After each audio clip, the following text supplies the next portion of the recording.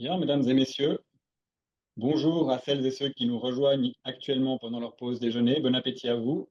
Bonsoir à ceux qui nous écouteront plus tard en différé, peut-être en allant courir.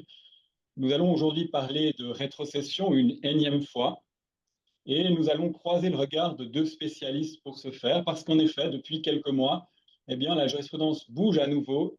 Il y a encore des lignes de fracture, vous allez le voir, et c'est l'occasion de faire un point de situation. Ce que je vous propose, c'est de faire connaissance de maître Nicolas Olivier et d'Olivier Sierraud. Nous avons pris le parti de nous tutoyer comme nous le faisons dans la vraie vie pendant cette présentation. L'idée, c'est d'avoir une présentation qui vous permette de poser des questions, qui soit aussi, je dirais, digeste que possible. Nous avons voulu, au fond, suivre le fil d'une conversation.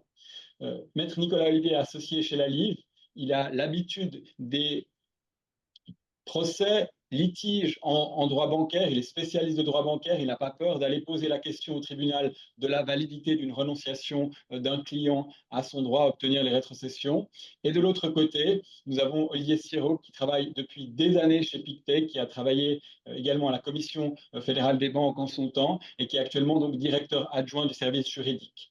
Le processus que nous allons suivre pendant ce webinaire, c'est le suivant. Je vais juste dire un mot de contexte, vous dire de quoi nous allons parler et de quoi nous n'allons pas parler, peut-être en ménageant quelques attentes, en permettant à ceux qui le souhaitent directement d'éteindre la caméra si c'est pas ce qu'ils attendaient.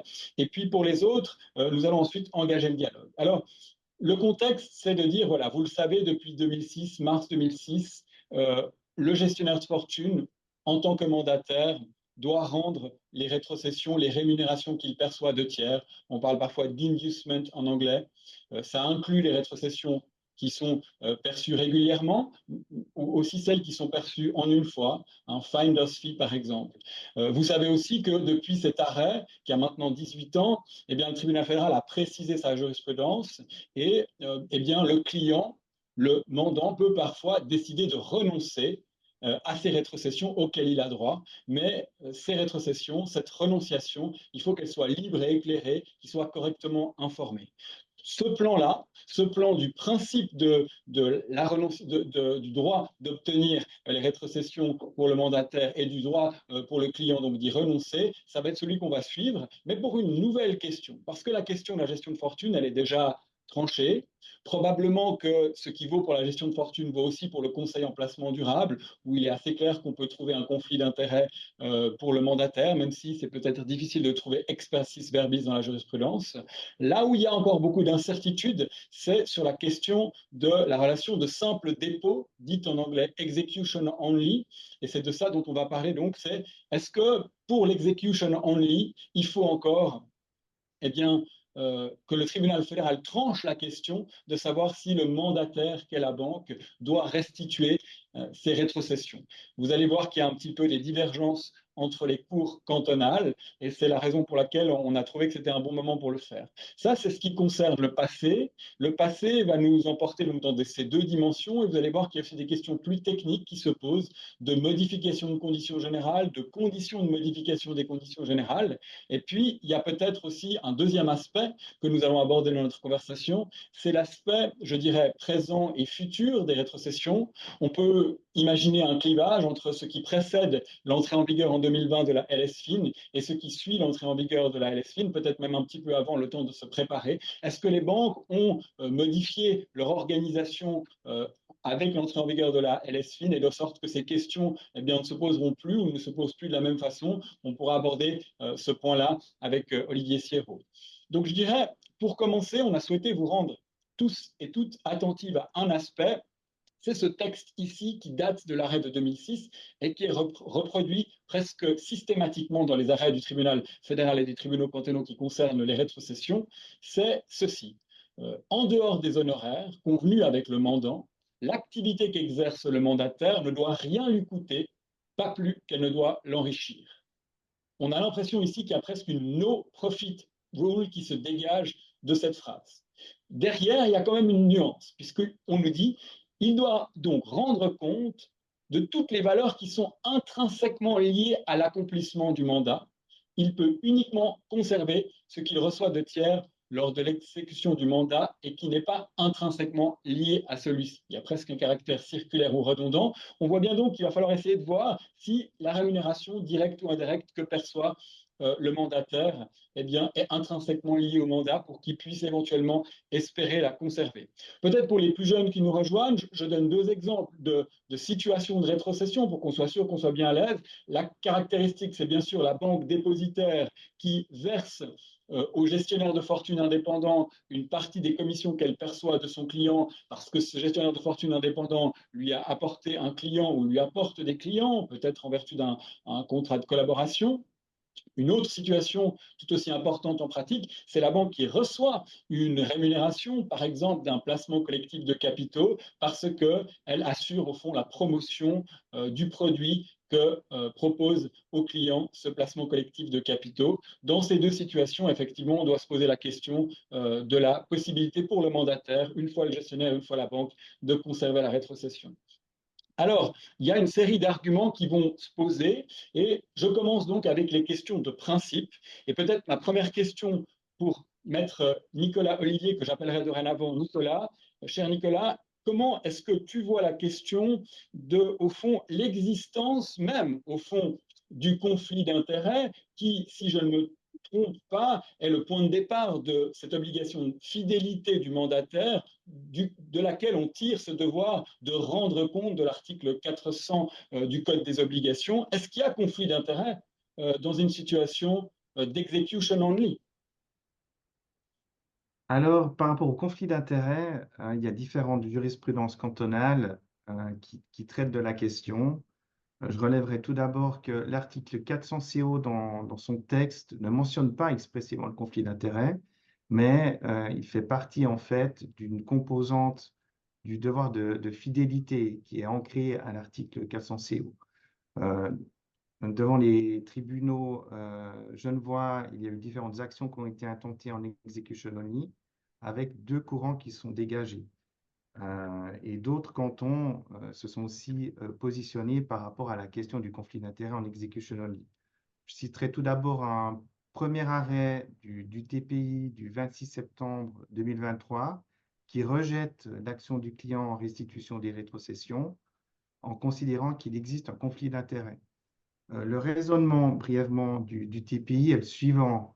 Il considère que lorsque la banque effectue des transactions d'achat-vente pour un client sur ses instructions, il s'agit d'un contrat de commission et que l'article 425 alinéa 2 renvoie aux règles du mandat et donc renvoie à l'article 400 CO.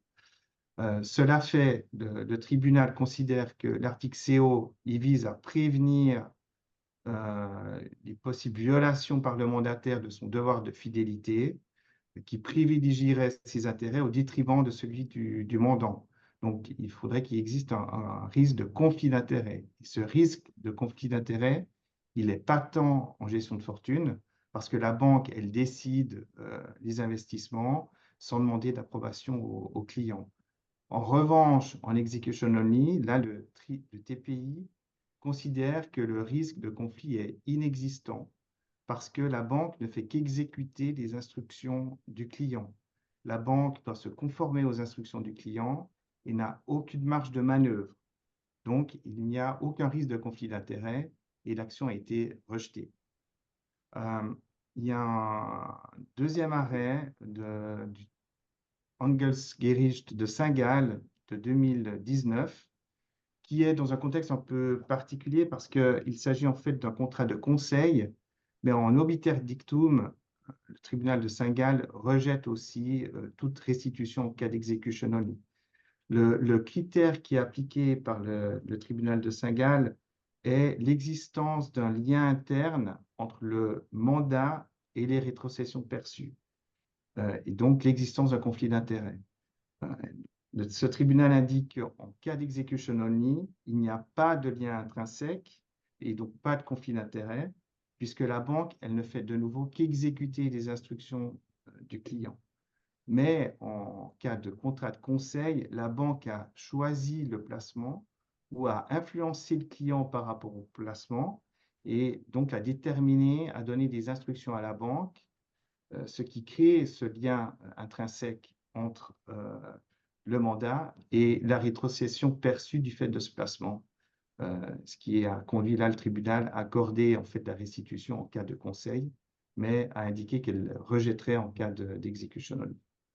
Donc, je me permets déjà de faire une forme de première synthèse. On a des tribunaux à Genève de première instance, et je réponds à une question qui nous est posée au sujet des références et des juges qui sont concernés. On a pris le parti de ne pas énoncer toutes les références aux arrêts qu'on va citer parce qu'elles sont nombreuses. Ce qu'on va faire, c'est vous envoyer une liste des arrêts qui ont été examinés et qui sont cités dans cette présentation. On vous renvoie aussi au Centre de droit bancaire et financier où l'éminent Philippe Fischer ou Sébastien Pittet ont fait de nombreux commentaires d'arrêt, aussi Maître Olivier par ailleurs. Et enfin, à la chronique de jurisprudence de droit civil qui va paraître bientôt dans la RSDA, où on a fait une revue de tous les arrêts importants. Donc, comme ça, on ne perd pas trop de temps avec les références. Et donc, si je comprends bien, Nicolas, ce que tu nous dis, c'est que voilà, il n'y a pas de marge d'appréciation du mandataire dans l'execution only, il exécute, et donc on est un petit peu protégé du risque de conflit d'intérêts. Donc sous cet angle-là, une partie des tribunaux, au fond, considère que la question de principe qui n'est pas encore tranchée de l'obligation de restituer la restitution dans l'execution only, c'est non. Tout à fait. Est-ce que, Nicolas, tu as des connaissance de juges qui pensent autrement les choses et qui pensent qu'en effet, il y a risque de conflit d'intérêts, même en situation execution only. Et peut-être encore un petit mot, pardon, il faut voir que les tribunaux disent généralement, il peut y avoir de l'execution only et du conseil ponctuel ou transactionnel. Ce qui compte, ce n'est pas tant nécessairement formellement le contrat, c'est de quelle opération on parle. Si on parle d'une opération qu'a choisi le client lui-même, on est dans l'execution only, même si par ailleurs, il y a un peu de conseil ponctuel. Je crois que ça, c'est important. Les deux relations peuvent se mélanger naturellement en pratique. Oui, tout à fait. Et effectivement, il y a un autre courant au sein des cantons qui considère que la banque ou le gérant doivent restituer les rétrocessions s'il n'y a pas de clause de renonciation valable pour différents arguments. En particulier, certains tribunaux considèrent qu'il existe un conflit d'intérêts, que le conflit d'intérêts est une composante du devoir de fidélité qui est quand même plus large, qui dépasse simplement le conflit d'intérêts et retient que la banque et le gérant doivent restituer les rétrocessions. Le résumé bref par rapport à ça est que au sein du TPI en janvier 2024, un juge a considéré que les opinions doctrinales d'Ozer, Weber et Fischer qui considéraient que l'article 400 n'intervenait que pour prévenir les conflits d'intérêts était trop restrictif donc qu'il existait une obligation de restituer les rétrocessions également en execution only. La même approche a été prise aussi par les tribunaux bernois, en particulier dans un arrêt assez récent de septembre 2023, où là, le tribunal a mentionné que le message du Conseil fédéral par rapport à l'article 26 LSFIN, dont on discutera plus tard, couvre également les rapports execution only, que le conflit d'intérêts n'est qu'un des éléments de 400 CO et que l'objectif premier de 400 CO est le caractère d'utilité du mandat. Et sur cette base-là, le tribunal a condamné la banque à restituer les rétrocessions. Donc, peut-être aussi pour reprendre la question qui nous est posée par Maître Breton-Chevalier, sur la question du conflit d'intérêts, il y a en effet des cours cantonales, y compris d'ailleurs zurichoises, qui considèrent que comme on peut choisir la plateforme d'exécution de l'ordre qui peut, elle, être plus avantageuse pour la banque, on peut quand même se trouver face à un risque de conflit d'intérêts. Donc, il y a ceux qui considèrent non, je me contente d'exécuter, pas de risque de conflit d'intérêts. Il y a ceux qui considèrent que même dans l'execution only, parce que différentes plateformes peuvent exister pour le choix de la passation de l'ordre, je peux quand même me trouver en situation de conflit d'intérêts. Ça, c'est pour le premier argument. Et puis, je dirais, il y a quand même un deuxième argument, comme Nicolas était en train de le soulever, qui est celui de la no profit rule. Celui qu'on a commencé par vous exposer, qui est la première partie de l'extrait de jurisprudence qu'on vous a mis en exergue. En dehors des honoraires, le mandataire ne doit ni s'enrichir ni s'appauvrir. Si on adopte cette conception extrêmement restrictive. On considère que, effectivement, pas de rétrocession possible parce que pas de profit possible en dehors des honoraires. Donc ça, je dirais qu'on a aussi un courant de tribunaux zurichois qui applique cette position en disant en dehors des honoraires, rien pour le mandataire. Donc, premier argument, conflit d'intérêts, il y a une discussion. On verra si le tribunal fédéral tranche cette question, ce qu'il n'a pas encore fait. Deuxième argument, no profit rule. Là aussi, je dirais, il y a certains tribunaux qui appliquent ce deuxième moyen, je dirais ce deuxième argument pour forcer le mandataire qu'est la banque ou le gestionnaire de fortune à donc rendre ses rétrocessions. J'espère ainsi avoir répondu à la question de Maître Breton-Chevalier. Et peut-être aussi, Nicolas, il y a une autre série d'arguments, c'est ce que tu commences à évoquer, qui est notamment utilisé par les tribunaux zurichois et la dernière décision genevoise, qui est de dire il y a un devoir d'information sur tous les faits importants du mandataire et la rémunération perçue de tiers est un fait important. En tant que tel, si le client le sait, il peut peut-être négocier davantage ses prestations. Et certains considèrent même qu'au fond, cette rémunération rogne sur sa performance et par conséquent, au nom d'un devoir d'information sur tous les faits importants, troisième argument, il faut considérer que la rétrocession doit être, enfin, il y a un principe de restitution au mandant. Est-ce que Oui, c'est... effectivement, le TPI, dans sa dernière jurisprudence de janvier 2024, a considéré que l'obligation de fidélité, elle ne sert pas uniquement à éviter les conflits d'intérêts, mais consiste aussi à une obligation de divulguer tous les faits importants et notamment la véritable rémunération du mandataire.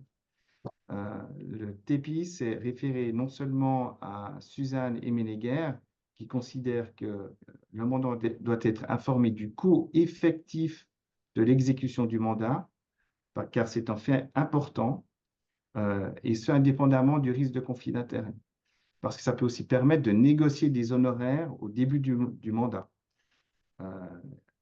Le tribunal s'est aussi référé à Corinne Zellweger, qui, comme tu l'as indiqué, considère aussi que c'est une question de performance du produit ou des conditions du produit.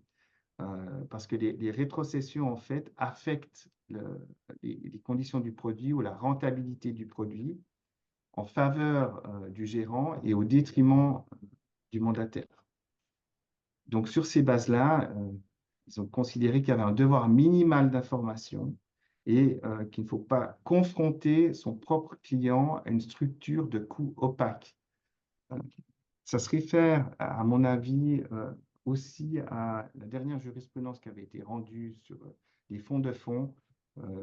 J'ai écrit un commentaire sur le site du Centre de droit bancaire, où là également, c'est un peu une situation différente, mais où le tribunal fédéral avait considéré que le client devait être informé en fait du coût global de la gestion et des services financiers prodigués, afin d'éviter que des intermédiaires financiers n'établissent des structures opaques avec différentes couches de frais qui permettent d'obtenir des rémunérations qui ne servent aucune utilité pour le mandataire.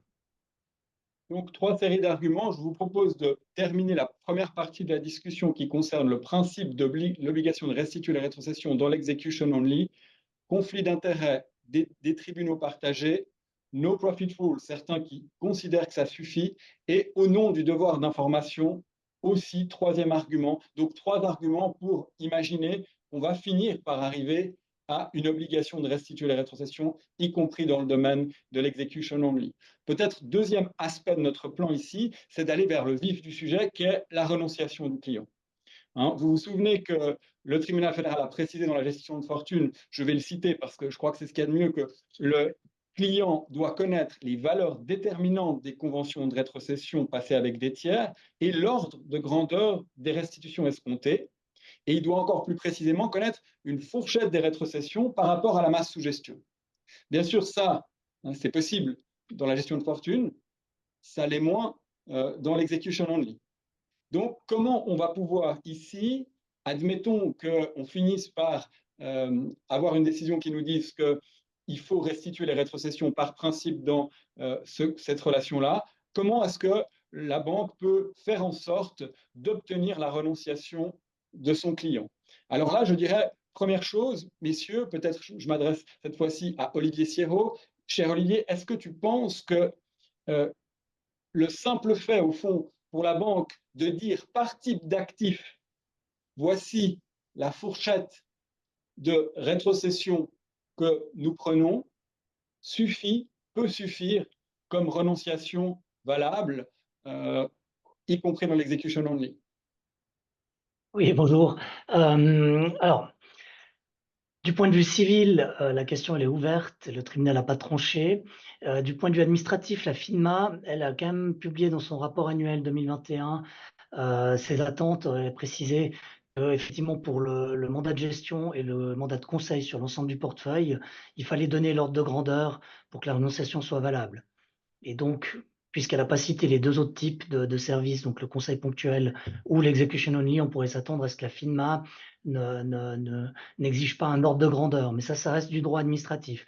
Du point de vue du droit civil, a priori, ça ne devrait pas être le cas. Il y a eu un arrêt récent là, du tribunal fédéral sur les rétrocessions, c'est quoi, février 2024, je crois, où c'est pas très clair, en fait. Il ne s'est pas prononcé, mais il pourrait laisser entendre que dans le cadre de l'execution only, effectivement, si on donne les fourchettes par instrument financier, que le client est à même pour chaque ordre qui passe de savoir, à la fin de l'année, il peut faire le total et puis ça peut jouer.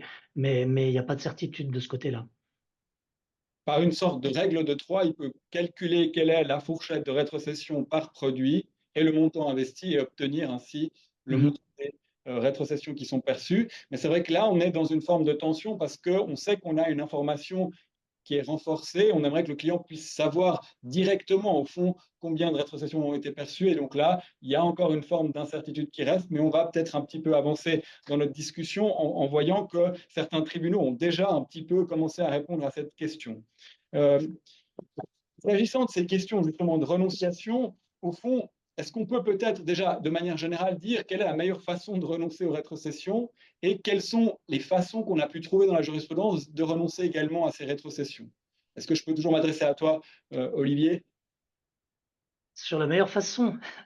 Alors d'abord, il faut être le plus transparent possible. Je crois que la jurisprudence du tribunal que vous avez déjà évoquée, elle est assez claire. Il faut donner les ordres de grandeur, il faut donner les valeurs déterminantes. Il faut aussi probablement le rédiger de manière compréhensible, que la règle de 3 que tu citais, elle soit quand même facile à manipuler pour le client qui en tout cas pas est trop expérimenté en la matière. Donc, évidemment, plus les banques vont être transparents, mettre en évidence ces aspects-là et faciliter, entre guillemets, le calcul ou des fourchettes et de l'ordre de grandeur, plus la banque va se prémunir d'une éventuelle non-validité de ces clauses de renonciation. Alors je Euh, précise ma question, est-ce qu'on peut le faire a posteriori? Ça c'est plus compliqué. Alors, il y a le cas évidemment idéal pour la banque, c'est qu'elle elle peut discuter avec son client et puis faire signer une convention ad hoc par laquelle elle va donner les montants qui ont été perçus pour une période donnée, et puis le client va dire je renonce, c'est OK, vous pouvez les garder. Dans ce cas-là, on peut estimer que c'est valable. Après, cacher une clause donc dans le cadre d'une modification de conditions générales, revenir sur des périodes passées en cachant une clause qui dirait que le client renonce aussi pour des montants qui ont été perçus par le passé, sans donner plus de détails. Ça, c'est beaucoup plus discutable. Et potentiellement, évidemment, la banque n'est pas couverte à 100% avec ce type de clause devant un juge, hein. Il faut Donc, en être conscient. si je te suis, l'idéal contractuellement, c'est naturellement l'accord signé par le client. Si on n'a pas ça, on sait que les banques, depuis plusieurs années, s'adaptant à la jurisprudence évoluant, se précisant, ont petit à petit modifié leurs conditions générales. Alors, je pense qu'une question qu'on doit se poser, c'est, premièrement, comment on modifie les conditions générales et, au fond, est-ce qu'on a là un accord du client quand on modifie les conditions générales? Alors, en général, c'est l'accord tacite, hein. Il n'y a pas de signature des conditions générales. Après, il faut voir aussi pour certains services, elles sont intégrées au contrat de mandat de gestion, au contrat de conseil. Donc elles font partie du contrat qui lui est signé par le client. Donc a priori, ça emporte aussi validation des conditions générales qu'il est censé, même s'il les a pas lu, avoir acceptées. Il y a quand même une jurisprudence de ce côté-là du tribunal fédéral aussi qui permet de s'asseoir là-dessus. Pour les rapports de pure execution only ou de dépôt, il y a aussi des fois un règlement de dépôt qui intègre des conditions spécifiques, qui renvoient aux conditions générales. Donc, les modifications, je veux dire, de nouvelles conditions générales peuvent être faites par cette voie. Je crois que c'est un peu la pratique qui est suivie par toutes les banques actuellement. Après, la question, c'est modifier le passé via des conditions générales futures, enfin, qui portent sur le futur. Ça, c'est plus compliqué. Je sais pas recommandé, en tout cas. Ouais, ok. Alors, première chose, si je t'ai bien suivi, bon, les conditions générales, on sait, elles sont intégrées ou incorporées à la relation, parfois par un simple clic, parfois elles sont mises à jour. Si j'ai bien compris, on a un mécanisme juridique qui est un petit peu contre-intuitif, puisqu'on sait qu'en droit, le silence ne vaut pas acceptation. Mais là, souvent, les conditions générales vont prévoir que si le client ne dit rien dans les 30 jours, il est réputé avoir accepté la modification des conditions générales. C'est un mécanisme qu'on peut bien comprendre parce que quand il y a des modifications de tarifs, etc., ce serait difficile de toujours faire signer le client. Et là, on a des cours effectivement qui nous disent qu'au sens de l'article 6 du Code des obligations, acceptation tacite, je cite, lorsque l'auteur de l'offre ne devait pas, en raison de la nature spéciale de l'affaire, soit des circonstances, s'attendre à une acceptation expresse, le contrat est réputé conclu si l'offre n'est pas refusée dans un délai convenable.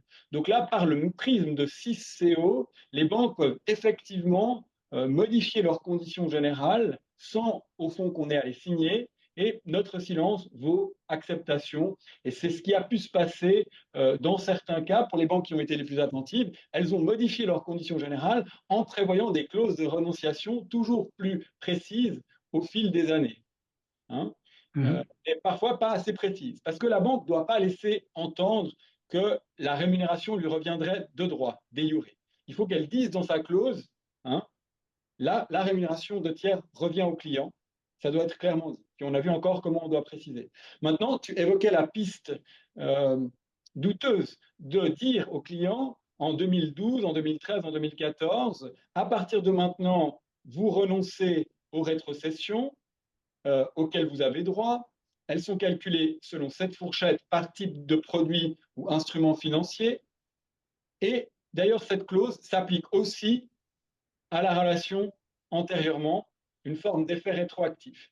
Là, peut-être je m'adresse à Maître Olivier, à Nicolas. Est-ce que le litigateur que tu es aurait envie ici d'explorer quelques pistes, et on peut en discuter, pour se battre contre une façon de procéder qui semble quand même curieuse, de faire accepter comme ça rétroactivement des modifications de conditions générales pour renoncer aux rétrocessions?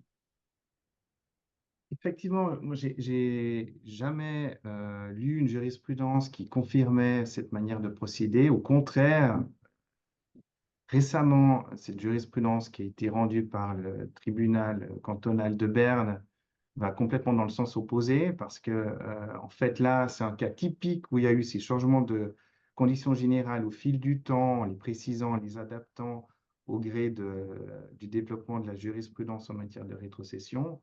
Dans le cas d'espèce, il y avait des conditions générales de 2008 qui faisaient une simple référence aux rétrocessions et à l'abandon des rétrocessions en faveur de la banque par le client. Et puis à partir de 2013, les conditions générales ont détaillé des rétrocessions en indiquant les catégories de produits et des rétrocessions perçues en execution only et les fourchettes, les ordres de grandeur par rapport aux avoirs sous gestion pour le contrat de conseil et de gestion.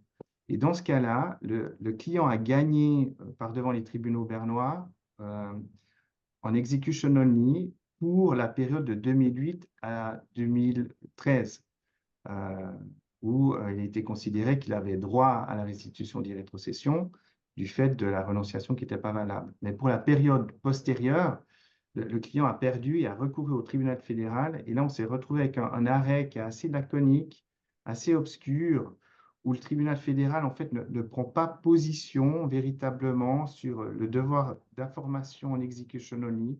Il laisse même la question expressément ouverte de savoir s'il faut fournir moins d'informations en execution only qu'en gestion. Mais quand on lit l'arrêt, en fait, on comprend que pour le tribunal fédéral, le client a quand même été informé des fourchettes, des ordres de grandeur pour l'exécution, pour la gestion de fortune et le conseil, et donc il n'a pas prouvé ne pas avoir été suffisamment informé par rapport à l'ampleur des rétrocessions attendues. D'accord. Peut-être je laisse aussi les gens qui sont chez eux y penser, nous l'écrire dans le chat. Ce qu'on peut imaginer comme angle d'attaque pour le client, c'est bien sûr de dire que la modification de conditions générales pour le futur ou qui emporterait des effets rétroactifs serait insolite. Hein. On sait dans ce cas-là qu'il faut qu'elle soit à la fois objectivement insolite, c'est-à-dire qui déroge au fond aux règles des droits dispositifs en défaveur du client, et subjectivement insolite. Ce caractère subjectivement insolite, eh bien, parfois peut constituer un obstacle pour le client sophistiqué, hein, ceux qui ont des connaissances en matière financière, ceux qui sont des investisseurs, je dirais, plus pointus, eux, on peut leur opposer que pour eux, il n'y a rien de curieux dans cette pratique commerciale que constituent les rétrocessions. Donc là, c'est une objection qui est difficile pour le client, de faire arriver à son but. On a peut-être aussi la question de l'article 8 de la loi sur la concurrence déloyale. Hein, peut-être ceux qui sont chez eux peuvent y jeter un œil. Cet article 8 de la loi sur la concurrence déloyale suppose qu'on soit capable de montrer qu'il y a une disproportion notable et injustifiée, mais il faut aussi qu'on puisse être considéré comme un consommateur. Hein. Et là, je dirais, une des positions que nous prenons dans cette chronique de jurisprudence, c'est que lorsque la banque tente de faire rétroagir les effets de ces conditions générales, on pourrait ici se trouver dans une clause qui pourrait être abusive parce que le tribunal fédéral considère que ce n'est pas seulement des prestations de consommation courantes qui peuvent donner lieu à l'application de l'article 8 de la loi sur la concurrence déloyale, et il considère aussi que les rétrocessions, c'est pas, et ça c'est peut-être discutable, un objet principal de la rémunération entre le client et la banque. Il considère que c'est accessoire. Du coup, l'article 8 LCD pourrait s'appliquer. En tout cas, le tribunal cantonal zurichois, le considère. Donc, on pourrait avoir ici une piste pour considérer que la clause est abusive. Et selon l'article 8 de la loi sur la concurrence déloyale, lorsque la clause est abusive, elle est considérée comme nulle et de non-effet. Tandis que la clause insolite, c'est une affaire de consentement. Et puis, lorsqu'on met en évidence, par exemple, en tant que banque, on peut s'en protéger. Donc, je dirais, si je résume de nouveau, on a question de principe, pas tranchée, question de renonciation, pas encore tout à fait tranchée, mais on avance beaucoup. On sait que les banques peuvent modifier leurs conditions générales, qu'en principe, on les accepte tacitement, donc il faut y être attentif, et que quand la modification, elle veut déployer des effets rétroactifs, là, un tribunal zurichois l'a validé, mais la doctrine, je crois, est fortement opposée à cette pratique de renonciation rétroactive aux rétrocessions. Est-ce que, messieurs, il y a un aspect sur l'aspect typiquement renonciation, Olivier Sierraud, je me tourne vers toi. Est-ce qu'une pratique qui consisterait à dire, par exemple, dans l'état du portefeuille à la fin de l'année, voici ce qu'on a perçu comme rétrocession cette année, c'est envisageable? Est-ce que c'est trop compliqué à mettre en œuvre? Est-ce que la Banque Pictet a déjà réfléchi à la question? D'accord. Alors, je vais te répondre à cette question. Après, j'avais quand même 3 commentaires sur ce que tu viens de dire. Alors, pour répondre à la question, effectivement, le fait de donner les chiffres, les montants, donc a posteriori, donc une fois qu'on a, ex ante donné les fourchettes, puis les ordres de grandeur, on peut aussi donner, 1 fois par année, faire un reporting. C'est d'ailleurs une exigence qu'on retrouve dans MiFID II au niveau européen. 1 fois par année, les prestataires de services financiers doivent dire combien ils ont reçu de rétrocession et combien ils ont perçu, versé de rétrocession. Mais donc enfin, c'est pas du tout interdit d'être encore plus transparent ex post. Potentiellement, ça peut couvrir la banque de futures plaintes parce qu'on pourrait dire: «Bon, bah, le client était au courant, si 5 ans après, il vient se plaindre qu'on a touché des rétrocessions et puis qu'il savait pas, on pourrait au moins lui dire: "Écoutez, on vous a informé et puis vous avez pas réagi"». Donc ça nous mettrait en tout cas les banques dans une situation un petit peu plus favorable, sans préjuger du jugement qui serait donné dans un cas de figure donné, hein. Après, mettre en œuvre, c'est relativement facile, mais après, c'est des questions de politique interne, hein. Nous, dans notre établissement, on répond toujours aux questions qui nous sont posées et on fournit les chiffres. Il n'y a pas de reporting annuel à ce stade, en tout cas pas en Suisse. Par contre, dans les banques du groupe qui sont en Europe, elles le font parce qu'elles sont soumises à la loi et elles doivent le faire. Alors, après, pour revenir sur les commentaires, il y avait la clause insolite que tu citais. Enfin, si on regarde un peu aussi dans l'évolution des conditions générales des banques, tu disais qu'elles les ont un peu mis à jour. On voit aussi que de plus en plus, la pratique dans les banques, c'est d'avoir des paragraphes spécifiques dans les conditions générales, donc c'est pas mélangé à d'autres sujets, voire même carrément d'avoir des notices ou des annexes aux conditions générales qui traitent uniquement de la question des rétrocessions, avec vraiment les tableaux par service, les fourchettes, les ordres de grandeur. On voit aussi que les clauses de renonciation, elles sont mises en gras, pas partout, mais dans certains établissements. Donc, on voit aussi que de ce côté-là, pour se prémunir de cette clause insolite, les banques ont déjà agi, en tout cas les banques qui ont été diligentes ont déjà dû prendre les mesures adéquates pour pas qu'on puisse reprocher le côté subjectif de la clause insolite. Donc, il faudrait vraiment des cas grâce pour que ça puisse fonctionner, hein. Je dis pas que ça n'existe pas. Et puis, deuxièmement, sur l'article 8 LCD, ouais, moi, il me semble quand même que le fait que justement les banques maintenant donnent des ordres de grandeur dans le cadre de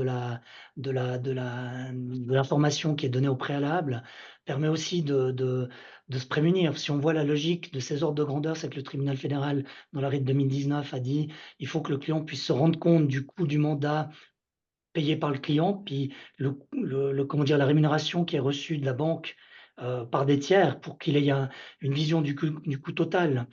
Et donc, comme ça, il peut prendre une décision éclairée s'il veut renoncer.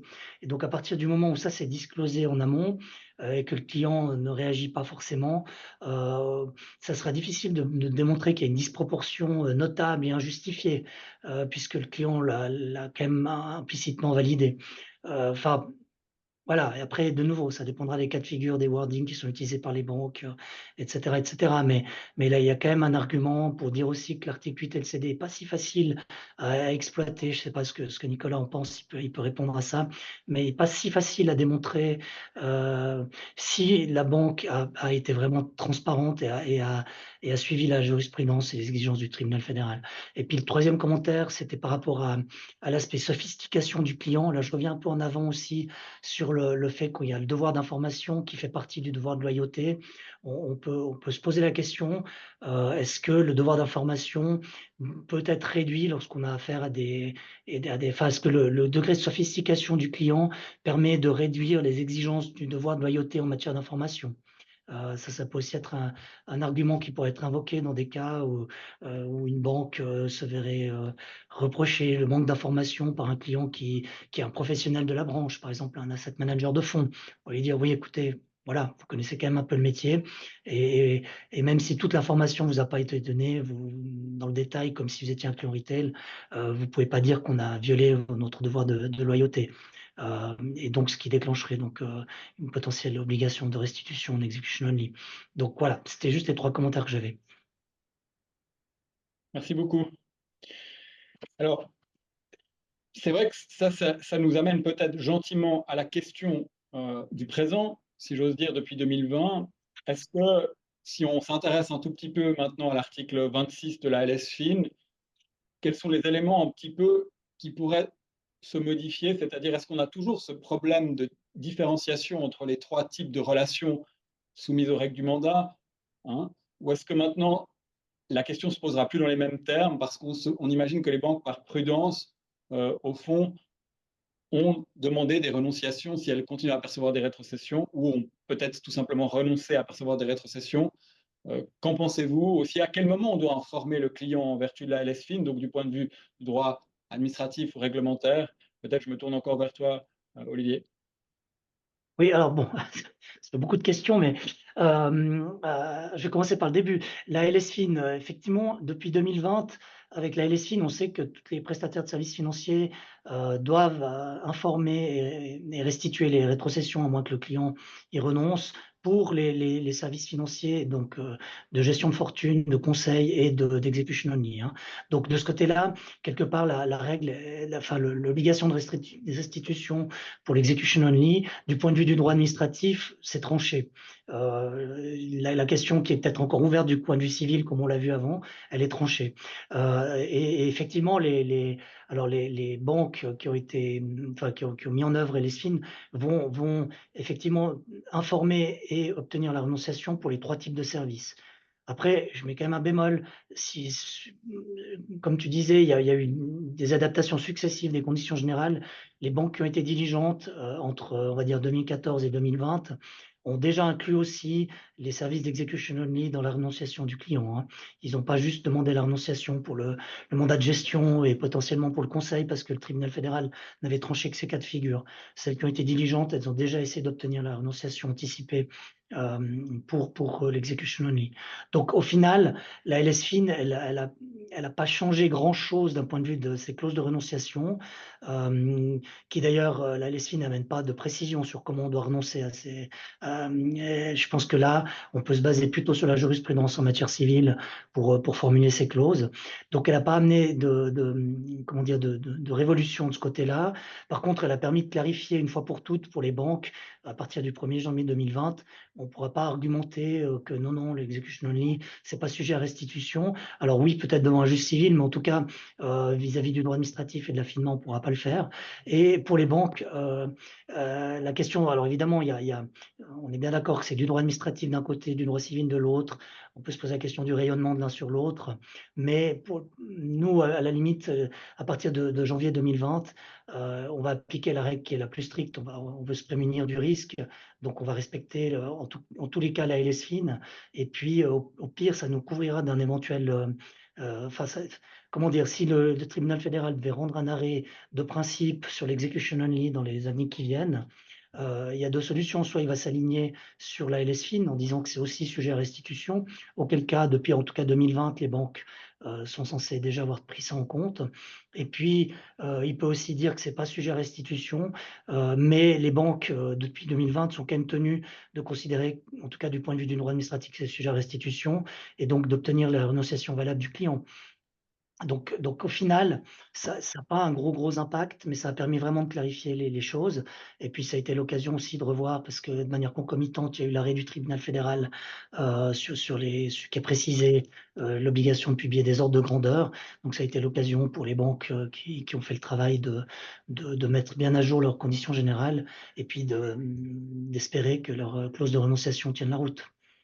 Peut-être est-ce qu'on peut mentionner aussi ce libellé qui consiste à dire dans la LSFIN, s'ils ont informé expressément au préalable les clients de cette rémunération, est-ce que là, pour toi, ça emporte une incidence à partir de 2020, le fait qu'il fallait vraiment cette fois-ci l'avoir dit en amont, ou non, parce qu'effectivement, ce sont 2 lois séparées, et civilement, si par chance on obtient l'accord du client a posteriori, on ne pourra pas agir contre la banque en restitution des rétrocessions, pardon, au sens de 400 du Code des obligations, parce que il y a un accord.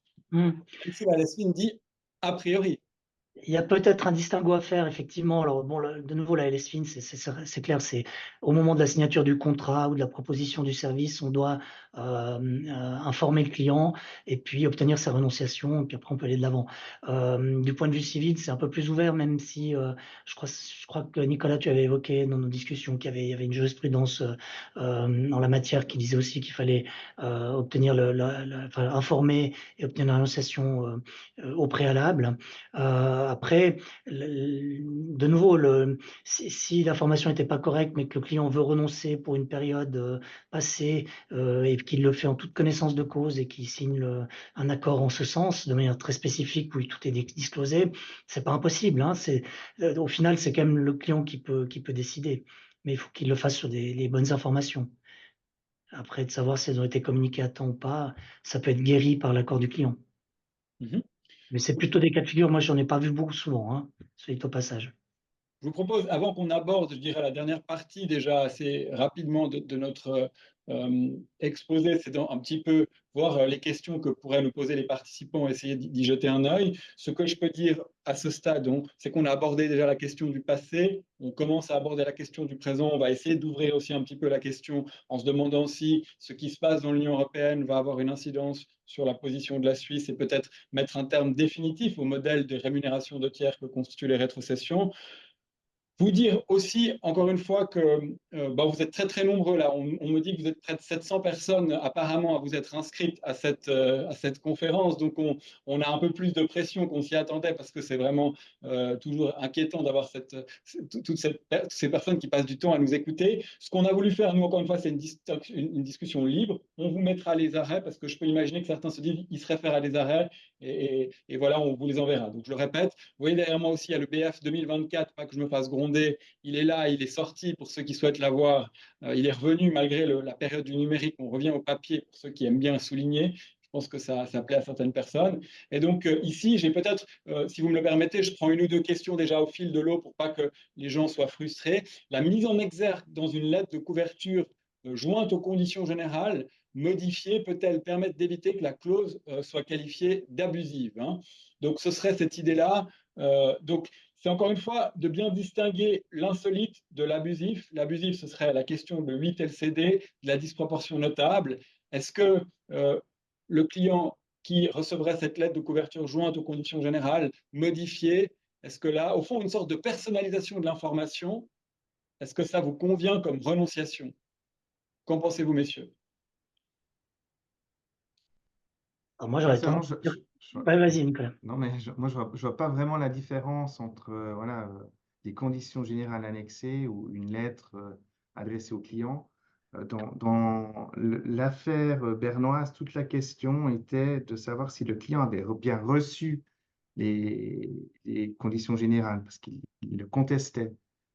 Mais il n'a pas réussi à prouver ne pas avoir reçu les lettres. Il y avait assez de preuves, d'indices qui permettaient de considérer qu'il avait bien reçu donc, ces modifications de conditions générales. Mais moi, je ne vois pas vraiment de différence entre mettre en exergue dans une lettre ou en exergue dans les conditions générales elles-mêmes la clause. Cela dit, il y a pas mal de cas aussi où le client signe un contrat, que ce soit un contrat de gestion de fortune, un contrat de conseil ou même de transmission d'ordre, où la clause est incluse et où on ne peut pas faire valoir l'argument de l'insolite. Donc peut-être ça c'est une réponse qu'on peut donner, c'est qu'effectivement, la question de l'insolite se pose seulement si on renvoie l'information à des conditions générales et pas naturellement si on la fait signer directement au client. Là, je trouve une très bonne question de Maître Jérôme Jotran qui vous demande, et là je pense que c'est à toi Olivier, c'est au fond, est-ce qu'il y a souvent des clients qui renoncent, qui refusent, hein, de signer cette renonciation ou rétrocession? Et dans ce cas-là, comment est-ce qu'on peut imaginer que la banque réagisse? Est-ce que la banque va modifier ses tarifs? Est-ce qu'elle va peut-être, la relation ne va pas venir à chauffe? Alors souvent, c'est pas tous les jours, mais il y en a quand même, hein. Il y a des clients qui nous disent: «Non, moi je veux que vous me remboursiez les rétrocessions, j'accepte pas». Après, généralement, enfin, on a une confirmation écrite, qui n'accepte pas le principe de renoncer aux rétrocessions. On en prend acte et puis on lui recrédite les rétrocessions. Heu, il y a pas tellement après, il y a pas tellement de négociations, en ligne qui rentrent en ligne de compte. En tout cas, ça, c'est la pratique dans notre établissement. Mhm. J'ai une question que je trouve intéressante qui permet de clarifier un point de Frédéric Bétrizet. L'application de 26 LSFIN, est-ce qu'elle ne suppose pas l'existence d'un conflit d'intérêts? Je suis tout à fait d'accord que du point de vue de la LSFIN, on est dans la section consacrée au conflit d'intérêts. Donc on considère que la rémunération de tiers, d'un point de vue de la systématique légale, me semble-t-il, est intrinsèquement problématique du point de vue du conflit d'intérêts. Donc pour répondre à votre question, moi j'aurais tendance à penser que la LSFIN a pris le parti de considérer que la rémunération de tiers, c'est de toute façon sujet à conflit d'intérêts, raison pour laquelle peut-être là, on peut trouver une différence avec le passé ou ce qui précède la LSFIN, puisque, en tout cas, s'agissant du passé, on n'est pas encore certain que la position définitive du tribunal fédéral sera de considérer qu'il y a conflit d'intérêts en cas d'execution only, pour la raison qu'encore une fois, on peut se contenter transmettre l'ordre, mais c'est peu probable, au fond, puisque le législateur a déjà pris le parti de considérer qu'il y avait conflit d'intérêts, quel que soit le type de relation. J'espère avoir répondu Et, à votre question. oui, sur ce point-là, en fait, l'arrêt bernois euh, a en fait considéré que, enfin, noté, relevé que le message du Conseil fédéral par rapport à la LSFIN indiquait effectivement la notion de conflit d'intérêts, mais que les relations execution only étaient incluses, comprises dans le champ d'application de l'article 26 LSFIN. Donc, possiblement que le Conseil fédéral considérait que même en execution only, il existe un risque de conflit d'intérêts. Le tribunal fédéral, en effet. Alors, j'apporte juste une petite nuance parce que il faudrait revoir un peu les travaux législatifs de l'époque, mais il me semble que si l'article 26 s'est retrouvé sous le chapitre conflit d'intérêts, c'est assez logique parce qu'on avait en tête le mandat de gestion, le mandat de conseil. Si ça a été étendu à l'execution only, je crois que c'est plus pour des raisons d'alignement avec MiFID, hein, parce qu'on voulait obtenir l'équivalence et qu'on a aussi inclus le traitement d'execution only dans ce cadre-là, et pas forcément parce qu'on estimait, ou le législateur estimait qu'il y avait un conflit d'intérêts et que c'était dans ce chapitre-là qu'il fallait le mettre. Il y a peut-être une nuance, hein, mais Merci pour la précision, alors. Merci pour la précision. Je vous propose donc d'aborder en fait un point qui serait peut-être un petit peu plus ouvert, qui serait de dire, est-ce que ce modèle de rémunération basé sur les rétrocessions a un avenir? On doit vous le concéder, pris le parti de peu discuter d'assurance, ou on peut imaginer que ce soit un modèle d'affaires qui persiste et qui se pose en d'autres termes. On se concentre ici sur les banques et en particulier les gestionnaires de fortune, et on se demande au fond si, est-ce que le client est prêt, et là peut-être je vous pose une question, j'en suis désolé, elle est moins juridique, mais est-ce que le client est prêt à payer plus cher le service directement si définitivement les banques renoncent à ce modèle d'affaires qui est basé sur en partie des rémunérations de tiers? Si vous trouvez ma question d'ordre politique ou trop difficile, n'hésitez pas à me renvoyer dans les cordes. peut-être moins alors sur ce coup-là. Ouais, peut-être. Alors moi, je vais me baser sur des exemples qu'on a parce qu'on sait que, par exemple, au Royaume-Uni, il y a RDR qui interdit le versement de rétrocession, enfin de percevoir des rétrocessions. Il y a aussi aux Pays-Bas une interdiction de rétrocession. Et puis on a remarqué que effectivement, ça a eu deux effets en fait. D'une part, les coûts notamment des fonds en action a diminué parce qu'il fallait qu'ils restent compétitifs par rapport aux ETF, hein, et il n'y avait plus ces rémunérations-là. Donc les coûts ont diminué pour le consommateur. Le coût de tout ce qui était execution only a aussi diminué. Par contre, le coût du conseil a augmenté. Et en tout cas, on va dire les petits clients retail n'ont plus forcément accès ou pas forcément eu l'envie d'avoir des mandats de conseil. Mais on a remarqué par contre que pour les investisseurs qui étaient un poil plus sophistiqués ou qui avaient un peu plus d'argent à conseiller ou à gérer, la demande était quand même là et qu'ils étaient prêts à payer un peu plus cher pour du conseil, du moment que qu'ils n'avaient pas que du simple execution only, parce que c'est vrai que ces initiatives d'interdiction qu'on a vues dans ces pays-là, ça a permis de clarifier un peu les choses. Si vous voulez que de l'execution only, il n'y a plus que l'execution only, on discute plus avec le banquier sur ce qu'il pense de tel ou tel fonds ou de tel ou tel investissement. C'est voilà, j'ai un portail, je passe mon ordre et puis c'est fini. Donc il y a quand même eu, on a remarqué pour une catégorie d'investisseurs, une catégorie de clients, la volonté d'avoir un conseil et d'être prêt à payer le prix. Mais après, ça dépendra, enfin, le montant enfin, le coût du conseil va aussi dépendre fortement de ce qui vient avec le conseil, parce que le conseil, ça peut être des listes de fonds qu'on recommande jusqu'à quelque chose d'extrêmement personnalisé où on va analyser le portefeuille, faire des simulations, etc. Donc, plus le conseil sera sophistiqué, plus il va coûter cher. Mais oui, effectivement, c'est ce qu'on a remarqué.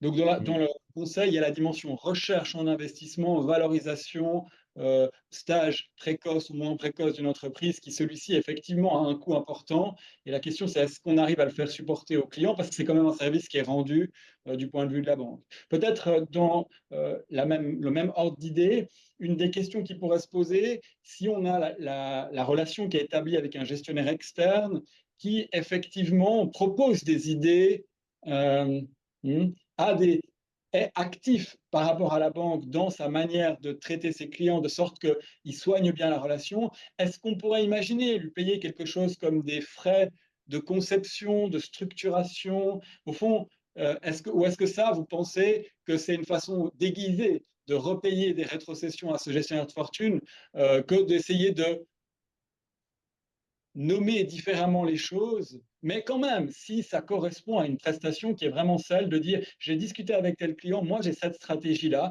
elle est un peu particulière, euh, et puis je la vends à plusieurs clients, donc voilà, je soigne la relation. Le Alors, strict ou quelque chose comme ça. ça a été tenté par le passé dans la jurisprudence, ce type d'argument, mais le gérant a échoué. Parce qu'en fait, il faut vraiment prouver le nombre de prestations qui ont été fournies et la valeur de ces prestations qui correspond à la rémunération reçue. Donc, ça demande quand même un travail assez conséquent pour pouvoir conserver ce type de rémunération. Mais ce n'est pas impossible. Je partage aussi un peu cet avis. Enfin, ces frais de structuration, oui, il y a eu des tentatives d'appeler en fait ces rémunérations de tiers un peu autrement, en pensant que ça devient plus des rémunérations de tiers. Mais du moment que j'exécute un mandat pour mon mandant et puis que je reçois de l'argent d'un tiers, si c'est intrinsèquement lié à l'exécution de ce mandat, ça reste une rétrocession, une commission, on l'appelle comme on veut, mais ça reste sujet, à mon avis, à restitution. Après, et c'est là, peut-être on revient au tout premier au slide que tu montrais, si c'est pas lié, si c'est pas intrinsèquement lié, qu'on arrive à le démontrer, là, potentiellement, il pourrait la garder. Mais ça voudrait dire qu'en fait, euh, la- le, le, le prestataire de services financiers, il est rémunéré par un tiers, mais pas pour l'activité ou le placement qu'il fait dans le cadre du mandat. Il est rémunéré pour une autre activité qu'il fait par rapport à ce tiers et qui s'est pas corrélé. Et donc là, ça, c'est plus compliqué à mettre en place, hein. C'est pas aussi systématique, mais on pourrait l'imaginer, hein. Faut être créatif. J'ai vu qu'il y a une question qui m'a échappé, je vous demande pardon parce qu'on revient un petit peu en arrière, mais je pense que la réponse, on peut la donner. Si, est-ce qu'on doit avoir une preuve de la réception des conditions générales par le client ou le simple fait qu'il s'y soit pas opposé dans les 30-35 jours après l'envoi est suffisant pour considérer qu'elles sont acceptées? Alors là, j'essaie un début de réponse et puis vous me corrigez si je me trompe, peut-être aussi les gens du public, voir s'ils sont encore avec nous. Il y a deux choses, hein. Il y a la manière on a eu de concevoir justement la réception de ces modifications contractuelles. Si, comme moi, vous avez choisi de vous les faire notifier sans papier en ligne, alors malheureusement, pour vous ou pour moi, effectivement, le délai commence à courir dès la mise à disposition de l'information sur votre boîte électronique bancaire. Et du coup, comme les conditions générales de la banque prévoient sans doute quelque chose comme si le client ne s'oppose pas dans les 30 jours, il est réputé avoir accepté. Par conséquent, dans ce cas-là, la fiction d'acceptation opère. Et en vérité, comment faites-vous si vous n'êtes pas d'accord? À part changer de banque, c'est toujours très compliqué. Donc c'est un peu théorique aussi cette histoire de s'opposer aux modifications des conditions générales. Voilà comment je vois les choses. Est-ce que j'ai peut-être omis un élément dans la réponse, messieurs, ou est-ce que vous êtes d'accord avec moi? Alors moi, j'ai pas grand-chose à ajouter. Je suis pas expert dans la manière dont on remet les conditions générales, mais Très bien. Alors, je propose maintenant, il est 13h15, c'est l'heure véritablement pour les gens qui nous écoutent de poser leurs questions et de participer activement. On a prévu à cet effet un chat. Nous, on est là pour vous proposer nos pistes de réflexion. Et puis, on attend aussi un petit peu de votre part voilà, de questions précises. Peut-être dans l'intervalle, je dis à Maître Nicolas Olivier, est-ce que tu es d'accord, Nicolas, de nous parler encore un petit peu de cet arrêt de fond, simplement nous expliquer peut-être la structure contractuelle qui était problématique peut-être en termes de coûts et voir que là, il y avait vraiment le conflit d'intérêts patent qui est peut-être un petit peu plus large que celui qu'on a discuté jusqu'à présent, en tout cas plus manifeste. Effectivement, c'est un cas un peu particulier dans lequel un fonds de pension avait un contrat de gestion avec un gérant externe, et ce gérant externe a investi les avoirs du fonds de pension dans des fonds cibles par le biais de fonds de fonds. Et le fonds de pension a intenté une action en reddition de compte pour obtenir des informations sur les rétrocessions. L'affaire allait jusqu'au tribunal fédéral. Le tribunal fédéral a tout d'abord rappelé que le mandataire a droit à l'information sur les rétrocessions s'il a un droit à la restitution des rétrocessions. J'ai trouvé quand même intéressant comme premier point qui était rappelé par le tribunal fédéral. Ensuite, le tribunal fédéral a pris la position inverse des tribunaux zurichois en considérant qu'en fait la fondation, elle n'avait pas le droit à l'information sur les rétrocessions en vertu du contrat de gestion entre elle et le gérant, du fait de l'application de l'article 21 LPCC qui oblige le gérant à créditer toute rétrocession reçue au fonds de placement. Donc, le tribunal fédéral a jugé que le fonds de pension n'avait pas droit aux rétrocessions, mais que c'était le fonds de fonds qui avait droit aux rétrocessions. Mais cela dit, le tribunal fédéral a considéré que le gérant avait violé son obligation de diligence, de fidélité, ancrée à l'article 398 du Code des obligations, parce que la structuration qu'il avait mise en place, donc ces investissements dans les fonds cibles par le biais d'un fonds de fonds, était complètement inutile. Le gérant n'a pas réussi à prouver l'utilité du fonds de fonds, en particulier la possibilité de faire des opérations de couverture. Il a échoué sur cette preuve et le tribunal fédéral a considéré qu'il y avait une couche de structuration superflue avec des frais superflus et donc que si les fonds avaient été investis directement dans ces fonds cibles, le fonds de pension aurait eu droit à la restitution des rétrocessions parce que la clause de renonciation était assez basique, forfaitaire, comme dans les années avant les premières jurisprudences du tribunal fédéral, et donc a considéré qu'il aurait eu droit à la restitution des rétrocessions. Et le tribunal fédéral conclut en considérant que c'est une violation de l'article 97 CO et que le fonds de pension a droit à des dommages et intérêts. Après, toute la question est comment calculer ces dommages et intérêts. Donc, les dommages et intérêts ne sont pas forcément égaux, équivalents aux rétrocessions, mais en fait, on va appliquer la théorie de la différence et le dommage consisterait en fait aux frais superflus du fait du fonds de fonds. Merci beaucoup. Entre-temps, une question est arrivée qui pourrait peut-être concerner Olivier Sirot. Ce serait de savoir si vous faites une différence entre vos clients qui sont domiciliés en Suisse et vos clients qui sont domiciliés dans l'Union européenne du point de vue des rétrocessions et éventuellement des renonciations. Alors, non, pas, enfin, oui et non. Donc, on a quand même une politique, on essaie d'avoir une politique le plus alignée au niveau du groupe. Mais après effectivement, dans certains pays, là, il y a la possibilité, par exemple en Suisse, de renoncer pour le mandat de gestion, pour le conseil, pour l'execution only. En Europe, c'est pas le cas pour le mandat de gestion, par exemple. Donc, on applique effectivement des règles qui sont différentes.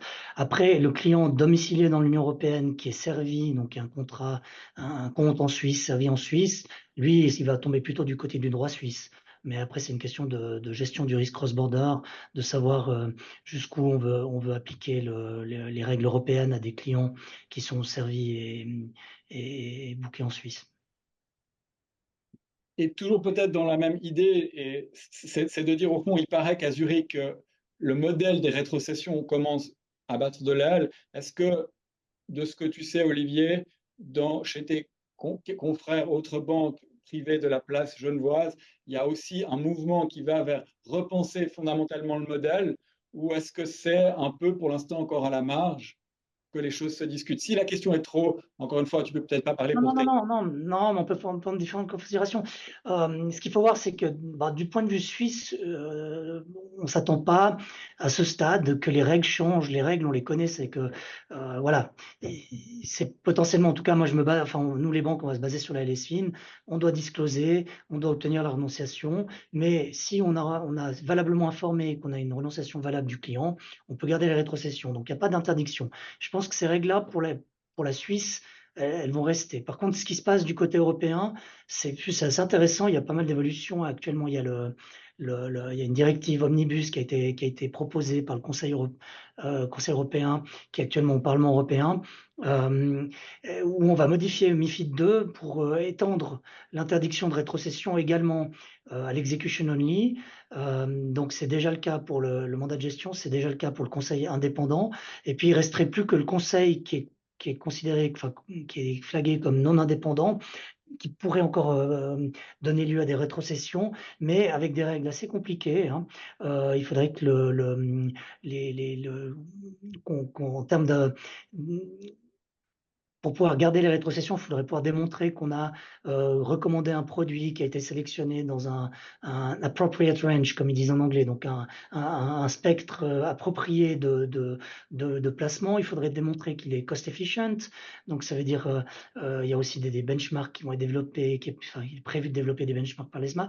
Puis ensuite, il faudrait également proposer toujours un produit basique, entre guillemets, qui n'a pas de additional features, donc de caractéristiques additionnelles, pour que le client puisse, et puis que ce produit permette également de remplir les objectifs d'investissement du client, pour que le client puisse ensuite décider s'il préfère, on va dire, le low cost ou l'option sophistiquée et qui est un peu plus chère. Donc c'est quand même aussi une grosse machine qui est mise en place. Et donc dans l'Union européenne, on sent quand même que le trend va vers plus de rétrocession. Le régime, il sera réévalué après 3 ans, donc celui que je viens de vous décrire pour le conseil non indépendant. Et puis potentiellement, si ce n'est pas concluant, ça peut aller vers une interdiction complète de rétrocession dans l'Union européenne pour les services financiers. Alors oui, en Suisse, notamment les banques suisses qui ont beaucoup de clients européens, les banques suisses qui ont des présences en Europe, elles y réfléchissent. Mais après ça, il y a quand même une possibilité qu'on se retrouve dans un modèle un peu dual, hein. Pour les clients suisses en Suisse, on a les règles suisses, et puis pour pour les clients suisses en Suisse ou les clients qui ne sont pas européens en Suisse, et puis pour les clients européens, effectivement, il y aura d'autres modèles d'affaires qui vont être décidés.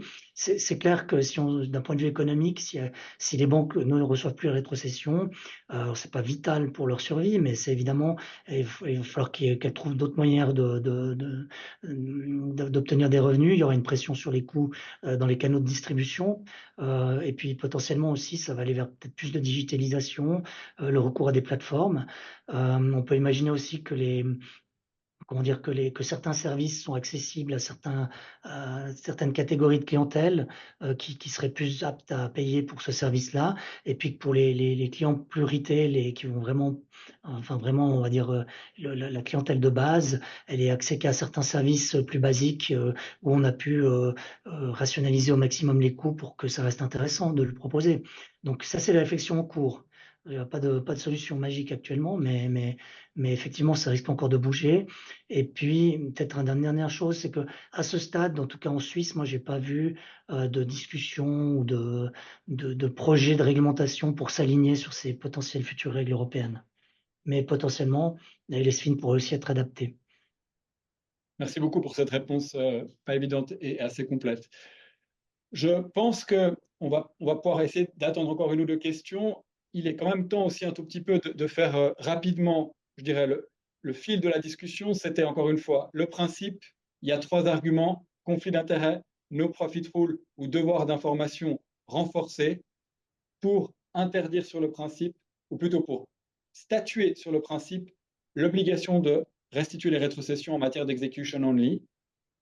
Si cette question est répondue par l'affirmative, alors il y a de toute façon la possibilité de renoncer pour le client aux rétrocessions qui lui reviennent de droit. Il faut à aucun moment que les clauses de renonciation laissent entendre que l'argent, l'avantage direct ou indirect, et on a vu qu'il peut prendre plusieurs formes, reviendrait à la banque. Il faut qu'il soit clair qu'il revient au client, que En l'état, moi, je n'ai pas connaissance de gens qui ont des idées plus précises que de dire fourchette de rétrocession par produit, par type d'instrument financier ou produit financier. Quand on regarde encore vers le passé et qu'il y a eu des modifications de conditions générales, il faut savoir que le client est réputé les accepter s'il ne se plaint pas dans les 30 jours. Donc, petit à petit, peut-être qu'il a renoncé par le biais des conditions générales à des rétrocessions. La clause était sans doute mise en évidence en gras, de sorte que ça écarte le problème de l'insolite. Peut-être aussi que le client étant sophistiqué, subjectivement, elle n'était pas insolite pour lui. Quand les banques vont jusqu'à modifier leurs conditions générales, et c'est arrivé vers le passé, là, me semble-t-il, pour moi, il y a une limite juridique qui est de dire là, j'ai l'impression qu'il y a une disproportion notable et injustifiée, et au sens de 8 LCD, ou en tout cas au sens du caractère quand même curieux, insolite de cette modalité de renonciation vers le passé par les conditions générales, je serais réticent à considérer que ça puisse fonctionner ainsi. Je prends encore, par exemple, je vois une question dans les quelques minutes qui nous restent. Un gestionnaire de fortune qui a investi les avoirs de ses clients dans un produit structuré, et ce même gestionnaire gère donc la fortune du client, puis il touche une rétrocession ou une rémunération de la part de l'émetteur du produit structuré. Je parle sous votre contrôle, messieurs, mais je crois que là, on est en plein dans la rémunération de tiers. On est dans le devoir de restitution du mandataire, dont je rappelle qu'il vient de 398 alinéa du Code des obligations, bonne et fidèle exécution du mandat, qui inclut un devoir de restitution, d'informer et de tous les types de rémunération possibles qui sont hors les honoraires. C'est une vision qu'a le tribunal fédéral depuis 18 ans maintenant. Donc là, je crois que la réponse, elle est assez claire à cette question.